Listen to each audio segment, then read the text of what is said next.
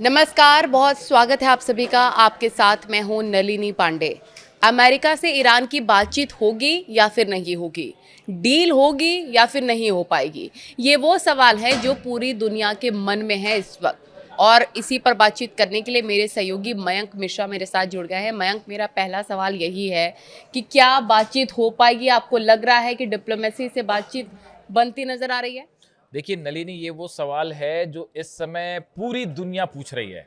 और हालात अभी ये हैं, अगर मैं आपको इस समय की बात बताऊं, 10 अप्रैल है, दोपहर का वक्त हो रहा है कि डोनाल्ड ट्रंप ईरान से बातचीत करने के लिए उसी तरह से तड़प रहे हैं जिस तरह कोई मछली तड़पती है और उसको पानी से बाहर निकाल दिया जाए। इनकी उनके फजीयत ना हो जाए। बिल्कुल यही सिचुएशन है इस समय साहब की, एक मछली जैसे तड़पती है उसी तरह से ईरान ने अमेरिका को और डोनाल्ड ट्रंप को बातचीत करने के लिए तड़पा रखा है।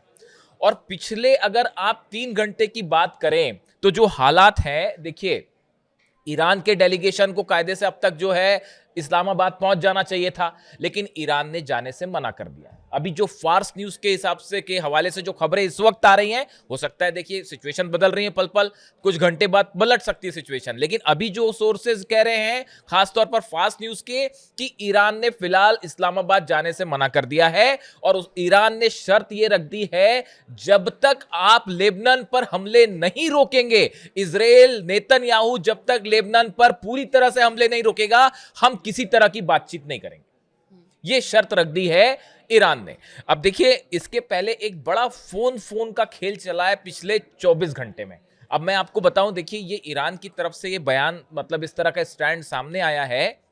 इसके पहले, कुछ देर पहले, ईरान के विदेश मंत्री अब्बास अराक्ची साहब की बात होती है रूस के विदेश मंत्री लावरोव के साथ, और उन्होंने पूरे हालात पर चर्चा की। और उसके बाद ईरान का यह रुख सामने आया कि पहले लेबनान पर हमला रोकिए, उसके बाद ही हम बातचीत करेंगे। यानी देखिए, अब आप समझ जाइए इशारों इशारों में कि पुतिन भी जो है यहां पे गेम में अंदर है। पहली बात। दूसरी बात, अब देखिए कल से क्या हुआ। कल यह हुआ कि पाकिस्तान के प्रधानमंत्री शहबाज शरीफ ने फोन किया था ईरान के राष्ट्रपति पेजेश्कियान साहब, उनको फोन किया, और फोन करके आज की जो बातचीत थी, जो कल होने वाली है, एक्चुअली ये पहले तय था कि आज ही हो जाएगी, शुक्रवार को ही हो जाएगी, इसको लेकर उन्होंने बातचीत की।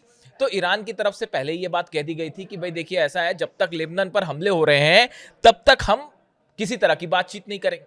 शहबाज शरीफ को यह मैसेज दे दिया गया। उसके बाद शहबाज शरीफ का फोन कॉल जाता है व्हाइट हाउस।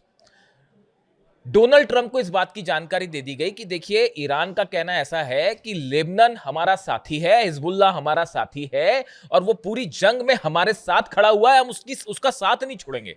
देखिए, मैं हमेशा से ये बात कहता रहा हूं अपने वीडियोस में, आपने सुना होगा कि ईरान जब एक बार मन बना लेता है किसी के साथ खड़ा होने का, तो फिर आप उसको पीछे नहीं हटा सकते। इस मामले में एकदम ईमान का पक्का ईरान। आप कभी भी आजमा के देख लीजिए, जो बात एक बार कह दी, उसमें ऐसा नहीं होगा कि सामने कुछ बोल रहा और पीछे कुछ बोल रहा, और सुबह कुछ बोल रहा और शाम को कुछ बोल रहा, जैसा कि अमेरिका और इजराइल कर रहे हैं। ऐसा नहीं है। उन्होंने साफ कह दिया कि ये हिजबुल्लाह पर आप हमले रोके, वरना हम आपसे बात नहीं करेंगे।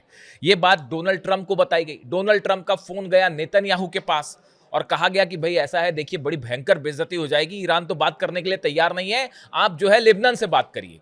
अब देखिए यहां पे चालाकी क्या हो रही है।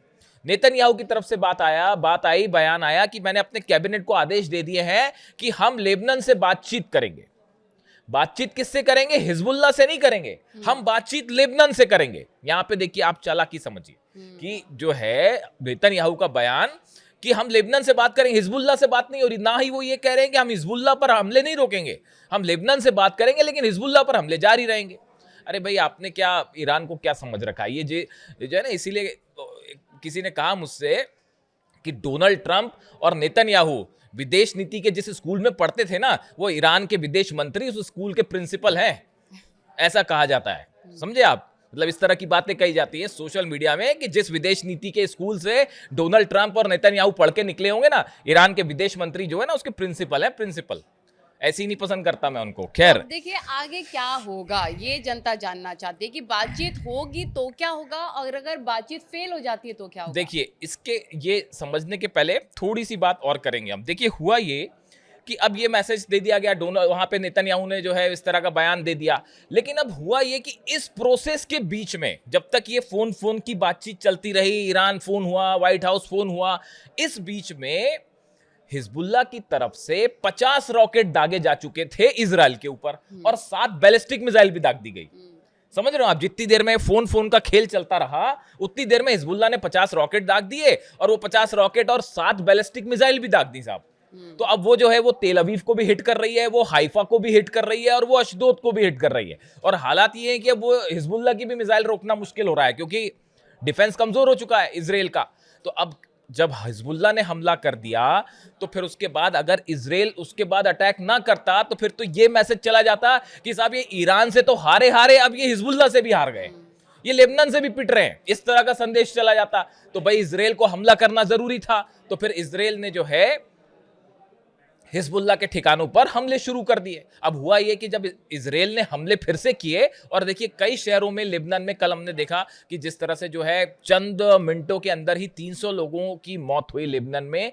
ये एक वो एग्जाम्पल है जिसे इंसानियत के नाम पर एक जीता जागता कलंक है। ये ऐसी घटनाएं सेकेंड वर्ल्ड वॉर के समय, हिटलर के समय हिटलर ने की होगी, उसके बाद ऐसे एग्जाम्पल्स कहीं देखने को नहीं मिलते। जो गाजा में छोटे छोटे बच्चों को मारा गया, ईरान में जो 164 165 बच्चियों को मार दिया गया, इससे बुरा नरसंहार कोई नहीं हो सकता।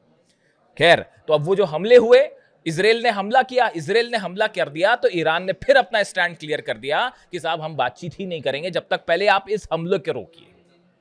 अब हकीकत यह है, अब आप सोचिए कि कितनी शर्मिंदगी वाली स्थिति हो जाएगी कि अमेरिका के उपराष्ट्रपति जेडी वेंस अपना जो है लाव लश्कर लेके पहुंच जाए इस्लामाबाद और ईरान बातचीत करने ना आए। इससे बड़ी शर्मनाक स्थिति अमेरिका की विदेश नीति के लिए नहीं हो सकती कि वहां से जो है आप अपना डेलीगेशन भेज दें, उनके साथ जेडी वेंस आ गए हैं बात करने के लिए, जेडी वेंस आ जाएंगे, कुशनर होंगे उनके साथ और तमाम उनके जो है सलाहकार भी हैं, साथ में ब्रैड कूपर जो सेंटकॉम के चीफ हैं वो भी इसमें शामिल होंगे, इस तरह की बात कही जा रही है। लेकिन ईरान अपने शर्तों पे ही काबिज है। ईरान ने साफ कर दिया है। अभी जो फिलहाल पहली शर्त है, देखिए बातचीत डील हो पाएगी वो तो बड़ी दूर की बात है। मैं नलिनी को यही बता रहा था कि नलिनी ने मुझसे पूछा कि भाई डील होने की क्या संभावना। अरे भैया डील तो तब होगी जब बातचीत शुरू होगी, जब बातचीत ही नहीं हो रही। आप देखिए, इसीलिए मैंने कहा आपको कि डोनाल्ड ट्रंप है ना मछली की तरह तड़प रहे हैं और उनकी जान फंस गई है हॉर्मूज में आके। अगर हॉर्मूज नहीं खुला, हॉर्मूज में देखिए बिछी हुई है माइंस, ये कोशिश थी, मैं आपको पिछले वीडियो में बता चुका हूं। डोनाल्ड ट्रंप ये चाह रहे थे कि किसी तरह से हॉर्मूज खुल जाए और वहां जो माइंस बिछी थी, जो माइंस बिछी हुई है, वहां पे समुद्री बारूदी सुरंगें जो बिछी हुई हैं वो हट जाए। तो ये ईरान इस बात को समझ रहा है पहले से ही, भाई तुम्हारी हर चाल को समझ रहा है वो तो शुरू से ही। पूरी ये जो बातचीत है, ये इसीलिए अली खामेनी साहब कह रहे थे, मैं हर बार ये बात उनकी याद इसलिए दिलाता हूं कि किसी तरह से ना किसी भुलावे में मत रहिए। किसी बातचीत का कोई हल नहीं होने वाला। ना ईरान अपना यूरेनियम छोड़ने वाला है, ना न्यूक्लियर प्रोग्राम रोकने वाला है, ना मिसाइल रोकने वाला है। तो फिर क्या डील होगी? मिसाइल क्यों छोड़ देगा? ताकि आप राज कर लो वहां पे आके, क्यों छोड़े अपना मिसाइल प्रोग्राम? अब देखिए, मतलब ईरान को बातचीत करनी भी नहीं चाहिए, अपना स्टैंड क्लियर। बिल्कुल, और उन्होंने ये क्लियर भी कर दिया है साफ कि भाई ये स्थिति। अब देखिए इसमें जो है मजेदार बात ये है कि अब डोनाल्ड ट्रंप फ्रस्ट्रेशन में कि अगर हॉर्मूज नहीं खुला, अगर हॉर्मूज नहीं खुलता है तो इसका बड़ा इकोनॉमिक, आप देखिए जितने वर्ल्ड के बड़े पेपर्स हैं, न्यूज मैगजीन्स हैं, जो एजेंसीज हैं जो इकोनॉमी के बारे में फोरकास्टिंग करती हैं, वो ये सब बता रही हैं कि भाई ये इसका असर पूरी दुनिया में मंदी ला सकता है। इसका असर पूरी दुनिया में होगा। और डोनाल्ड ट्रंप इसीलिए अब मछली की तरह छटपटा रहे हैं कि भाई अगर हॉर्मूज नहीं खुला वो सब चीजें होती रहेंगी। देखिए सऊदी जो है, इस तरह की खबरें हैं कि सऊदी और कई देश जो हैं, यूएई, वो एक ऐसी पाइपलाइन बनाना चाह रहे हैं जिसमें हमको हॉर्मूज का इस्तेमाल किए बिना हम अपना तेल निकाल लें। तो उसको बनने में सालों लग जाएंगे। बिल्कुल। तो पूरा अरब परेशान है, पूरी दुनिया परेशान है। अब इनको रास्ता नहीं मिल रहा, इसलिए जो है फ्रस्ट्रेशन में है डोनाल्ड ट्रंप। तो क्या अब ये कहा जाए कि इजराइल ने अमेरिका को पूरी तरीके से फंसा दिया है अपनी जाल में और अमेरिका को बाहर निकलने का कोई रास्ता अभी सूझ नहीं रहा है, जैसा कि आप बता रहे हैं कि ट्रंप भी बहुत डेस्परेट है बात करने के लिए? देखिए ये एक ऐसा सवाल है जो सिर्फ मेरी व्यक्तिगत राय नहीं है, पूरे दुनिया भर के डिफेंस एक्सपर्ट्स को अगर आप देखें, पढ़ें, सुने तो सबका कहना यही है। यहां तक कि ईरान भी यही कह रहा है कि नेतन्याहू के चक्कर में आके डोनाल्ड ट्रंप ने एक ऐतिहासिक गलती कर दी है।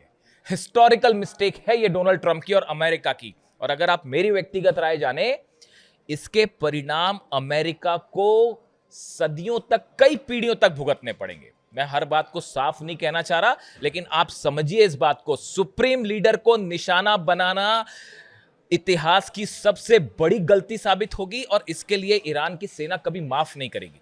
और ये एक ऐसा क्राइसिस है। आपने अगर ईरान के नए सुप्रीम लीडर मुज्तबा खामेनी का कल बयान प्रसारित किया गया कई टेलीविजन के जरिए, उसमें उन्होंने यही बात की है कि जो गुनाहगार हैं उनको छोड़ा नहीं जाएगा। और आपको अंदाजा, पता नहीं आपको होगा अंदाजा, कई दर्शकों को जिनको ना हो अंदाजा, जो ये सोचते हैं कि ईरान झुक जाएगा, तो ऐसा भयंकर गुस्सा है ईरान की सेना में जो अभी आगे देखने को मिलेगा। अब आपके सवाल पे जो आऊं मैं, देखिए अमेरिका के बेस उड़ गए, जितने बेस थे 17-18 बेस उनकी ऐसी की तैसी हो गई है। वो जो टेक ऑफ वाली स्थिति नहीं है वहां से प्लेन्स की। आप देखिए 25 प्लेन, मेरी जानकारी के मुताबिक 25 प्लेन्स अलग अलग एयरपोर्ट पर जो बेसिस पे थे वो, या जो फ्लाई कर रहे थे वो अमेरिका के तबाह हो गए। हॉर्मूज बंद हो गया, अरब देशों में हमले हुए, अरब देश अलग जल रहे हैं। उसके बाद जो है पूरा इंटरनेशनल जो एक प्रभाव था अमेरिका का, वही खत्म हो गया है। बिल्कुल बिल्कुल। कोई डरने को राजी नहीं। पुतिन कह रहे हैं यार क्या बुरी हार हुई आपकी। पुतिन को जब ये स्थिति आई, ट्रम्प खुद है। अब वो बात उन्होंने सलाह मानी नेतन्याहू की और हमला कर दिया ईरान के ऊपर और सुप्रीम लीडर को निशाना बना दिया। अब देखिए हालात तीन हैं, अगर ये बातचीत होती है नहीं होती है, लेकिन यहां से जो तीन स्थितियां बनती दिखाई दे रही हैं, वो पहली ऐसा लगता है कि पहली जो चीज है वो कि अगर ये बातचीत फेल हो जाती है, जिसकी बहुत ज्यादा संभावना है, पहली बात तो बातचीत शुरू होगी कि नहीं होगी, लेकिन अगर मान लेते हैं बातचीत शुरू भी होती है, आज नहीं कल नहीं परसों, तो भी यूरेनियम के मुद्दे पे, मिसाइल प्रोग्राम के मुद्दे पे, न्यूक्लियर मुद्दे पे ये बातचीत फेल होनी तय है। ऐसी स्थिति में क्या होगा? पहला ऑप्शन अमेरिका के पास ये है कि अमेरिका इजराइल के जरिए इस जंग को जारी रखे। डोनाल्ड ट्रंप फिर से अगर जंग में कूदते हैं तो फिर फजीयत होगी। आप नहीं हरा सकते साहब ईरान को। छोटे छोटे बच्चे भी ये बात समझ चुके हैं, हिंदुस्तान के छोटे बच्चे भी समझ गए इस बात को कि ईरान को अब नहीं हराया जा सकता। तो आप क्या करोगे? हॉर्मूज में आप जा नहीं सकते क्योंकि माइंस बिछी है, तो फिर आप अल्टीमेटली क्या करोगे? फिर बम्बार्डमेंट करोगे, उससे क्या होगा? तो डोनाल्ड ट्रंप अब फिर से घुस के अपनी फजीयत नहीं करेंगे। तो फिर क्या होगा कि आप जो है हथियार, ऑलरेडी इजराइल पहुंचना शुरू हो गए हैं हथियार, इजराइल जो है वो हथियार पहुंचने शुरू हो गए हैं, इजराइल के जरिए आप जंग को जारी रखेंगे। लेकिन जब अमेरिका नहीं हरा पा रहा साहब, वो तो अभी हिजबुल्ला को संभालना मुश्किल हो रहा है इजराइल के लिए, तो ईरान और अगर सीधा इजराइल के बीच में 1-to-1 हो जाए तो पूरा तेल अवीव खत्म हो जाएगा। तो वो एक समस्या। दूसरी जो स्थिति है वो ये कि ये जो सीज फायर है इसको कुछ दिन कंटिन्यू किया जाए, ताकि अमेरिका को एक और मौका मिले कुछ प्लान बनाने का नया, या अपनी फोर्सेस को ठीक से मोबिलाइज करने का। अभी तो अमेरिका इस हालत में नहीं था कि जंग को कंटिन्यू करे, वरना करारी शिकस्त मिल रही थी। तो फोर्सेस को मोबिलाइज करके नया प्लान तैयार करने के लिए अमेरिका कुछ टाइम और बार्गेन करे, कुछ समय तक, भाई कि थोड़ा सा तेल वेल पे जो दबाव पड़ रहा है दुनिया पे, इकोनॉमी पे, वो थोड़ा सा कूल डाउन हो। लेकिन ईरान इस बात को बेहतर समझता है, इसलिए देखिए हॉर्मूज पर जो है वो जैसे गर्दन पकड़ी जाती है वैसे उसने गर्दन पकड़ रखी है।